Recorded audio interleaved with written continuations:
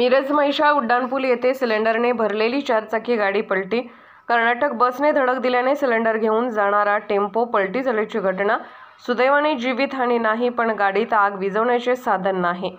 मिरजेतील म्हैसाळ उड्डाणपूल येथे कर्नाटककडे जाणाऱ्या बसने धडक दिल्याने गॅस सिलेंडर टेम्पो पलटी झाल्याची घटना घडली आहे। गॅस सिलेंडरचा टेम्पो वड्डी येथून मिरजेकडे येत असताना अपघात झाला असल्याची माहिती मिळाली आहे। गॅस सिलेंडरने भरलेला टेम्पो चालक अभिजित घाडगे वय वर्ष 34 राहणार मिरज गुरुवार पेठ याला किरकोळ मार लागला आहे, पण सुदैवाने जीवितहानी झाली नाही। वड्डीतून मिरजेकडे गॅस सिलेंडर घेऊन टेम्पो येत होता, तर मिरजहून कर्नाटककडे कर्नाटक बस जात असताना हा अपघात झाला असल्याची शक्यता अपघात स्थळावरून माहिती मिळाली आहे। बसच्या देखील काचा फुटल्या असून बस चालकाने धडक देऊन बस वेगाने घेऊन गेली असल्याची चर्चा होती। तर ज्या इंडेन गॅस सिलेंडर टेम्पोचा अपघात झाला त्या टेम्पोमध्ये आग विझवण्याचे सामान नव्हते।